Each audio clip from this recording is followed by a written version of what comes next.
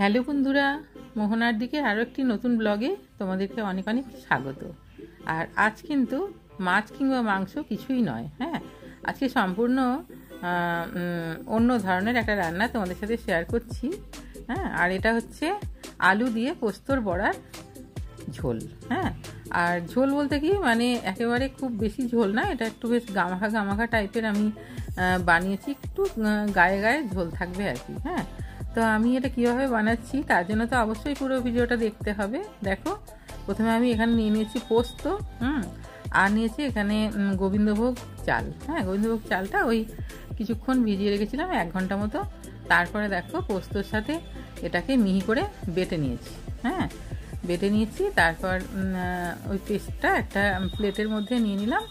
তারপর এর মধ্যে দিয়ে দিচ্ছি দেখো 2 চামচ কর্নফ্লাওয়ার, মানে ছোটো চামচের 2 চামচ, খুবই কম। তারপর দিলাম এখানে আন্দাজ মতো নুন।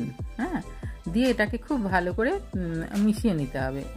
মানে এই পোস্ত দিয়ে গোবিন্দভোগ চালের বাটা দিয়ে একটা অসাধারণ বড়া হয়। হ্যাঁ, তো বড়াটা খেতে এমনিও খুবই ভালো হয়, তবে আজকে আমি এই বড়া মানে ঝোল বানাবো। তো দেখো, আর একটা মশলা বানিয়ে নিচ্ছি এখানে, কাঁচা লঙ্কা, টমেটো বাটা, কাঁচা লঙ্কা, টমেটো আর কাঁচা লঙ্কা একসাথে বেটে নিয়েছি।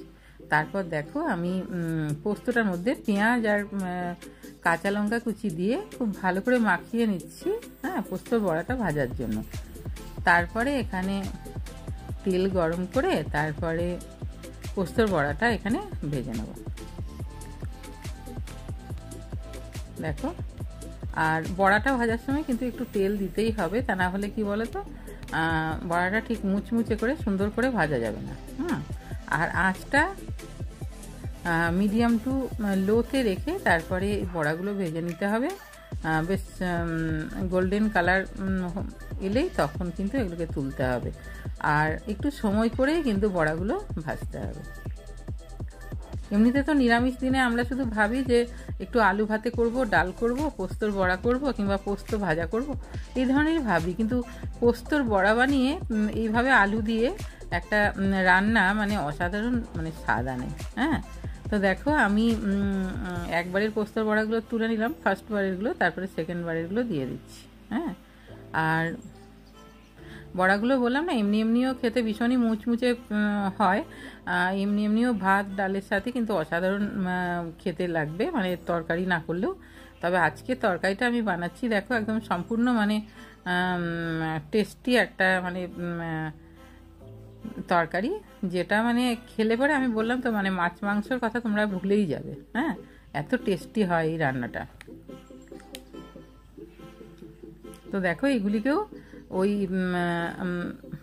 প্রথমবারের মতো একই রকমভাবে বেশ গোল্ডেন কালার আসা অবধি একটু সময় নিয়ে তারপরে ভেজে নেবো। আর একটু সময় নিয়ে ভাজলে কী হয় বলো তো, ভেতর থেকে এটা ঠিকঠাক সেদ্ধ হয়ে যায় আর কি।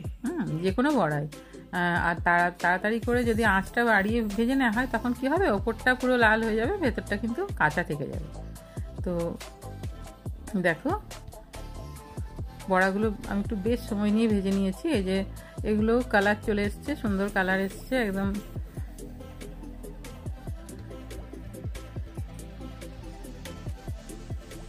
এবারে এগুলিকেও তুলে নিচ্ছি, তুলে নিয়ে তারপর ওই তেলের মধ্যে আমি আলু ডুমো ডুমো করে কেটে রেখেছি সেগুলো ভেজে নেব। হ্যাঁ, আলুগুলোকে লাল লাল করে ভেজে তুলে রাখলে তো অবশ্যই ঝোলটার টেস্টটা অনেক বাড়ে, তা না হলে হয়তো আলুটা এমনি মশলার সাথে কষিয়েও রান্না করা যেত। তো দেখো আলুটাকে আমি বেশ লাল লাল করে ভেজে তারপর তুলব।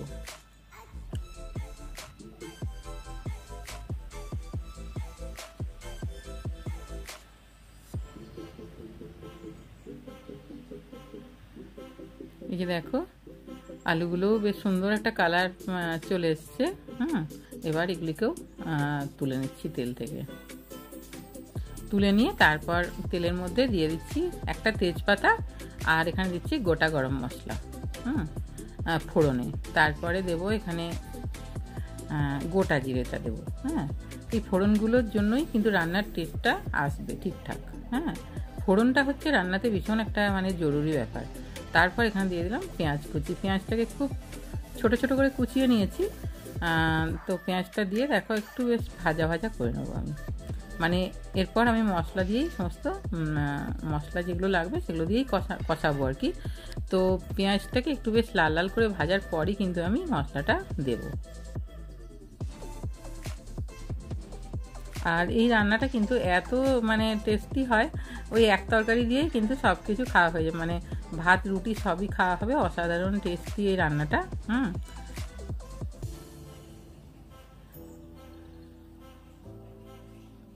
দেখো পেঁয়াজটা বেশ কালার চলে এসছে। এবার দিয়ে দিলাম এখানে নুন, আন্দাজ মতো নুনটা দিলাম। নুনটা একটু বুঝে শুনেই দিতে হবে, বড়াতে যেহেতু নুনটা দেওয়া আছে সেই জন্য। দেখো নুন দিয়েও আরও একটুখানি পেঁয়াজটাকে ভালো করে ভেজে নিচ্ছি। তারপর এখানে মশলা দেব।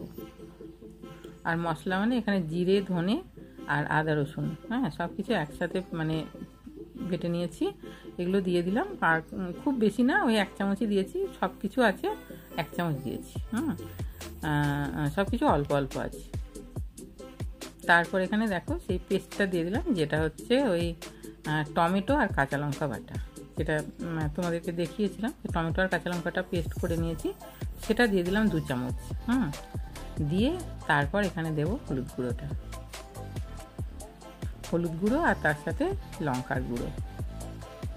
আর হলুদ গুঁড়োটা দিয়ে না বেশ কিছুক্ষণ দেখো এই তেলের মধ্যে কষিয়ে নেবো আমি, তাহলে কি বলো তো সুন্দর একটা টেস্ট আসবে হলুদের। তারপর এখানে দেব লঙ্কার গুঁড়ো। লঙ্কার গুঁড়োটা অবশ্যই অপশনাল, যদি মনে করো এখানে কাঁচা লঙ্কা বাটাটা দিয়েই রান্নাটা করবে, সেক্ষেত্রে লঙ্কার গুঁড়োটা না দিলেও হবে। তবে হ্যাঁ, কালারের জন্য একটু অবশ্যই দিতে হয়। তারপর দেখো এখানে যে টমেটো বাটাটা দিয়ে যে কষাচ্ছি না, এই জন্য কিন্তু এটা একটা মানে অসাধারণ কালার আসবে। টমেটো বাটা প্লাস আবার লঙ্কার গুঁড়ো।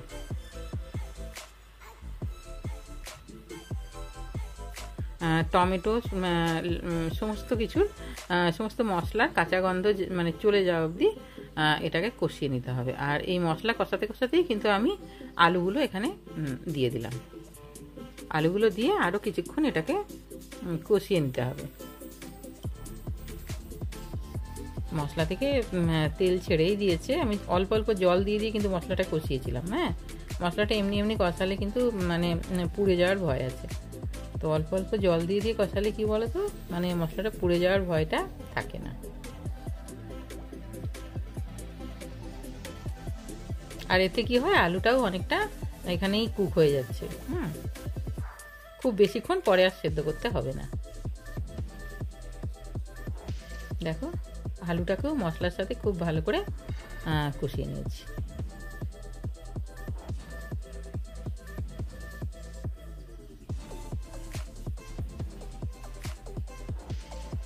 এইবারে এখানে আমি জল দিয়ে দিলাম। এখানে গরম জল দিলেই ভালো হয়। গরম জল দিলে যে কোনো রান্নার টেস্টটা ঠিকঠাক থাকে আর কি। এবার গরম জল দিয়ে দিয়েছি যাতে খুব তাড়াতাড়ি ফুটেও যাবে। এবারে দেখো গরম জল দিয়ে তারপরে ঢাকনা বন্ধ করে কিছুক্ষণ রান্না করে নেবো, যাতে আলুগুলো একদম সুসিদ্ধ হয়ে যায় আর কি। তারপরে দেখো বড়াটা কিন্তু আগে দেবো না, আলুটা সেদ্ধ হয়ে যাবার পর তারপরে বড়াটা দেবো। আলুটা দেখো সুন্দর সেদ্ধ হয়ে গেছে। এবারে যে পোস্তর বড়াগুলো আমি ভেজে রেখেছিলাম না, সেগুলো এবারে দিয়ে দেবো।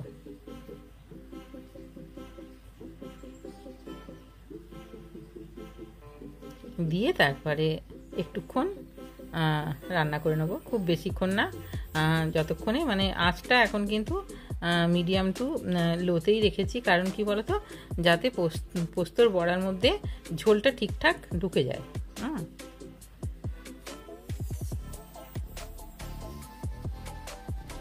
এই যে দেখো, এটা আমি ঝোল ঠিক করব না, এটা একটু গায়ে গায়ে হবে আর কি। খুব বেশি ঝোল হলে তো এটা মানে অতটা টেস্টি হবে না।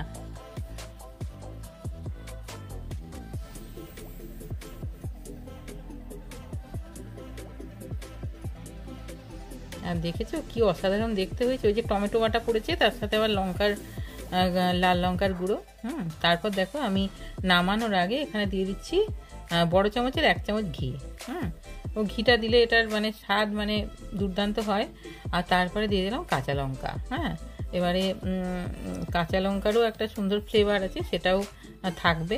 আর দিয়ে দিয়েছি খুব স্লাইট একটু চিনি, খুব বেশি না।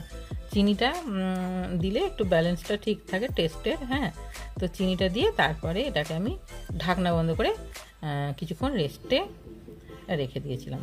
তারপর দেখো একটা পাত্রের মধ্যে এটাকে আমি ঢেলে নিয়েছি।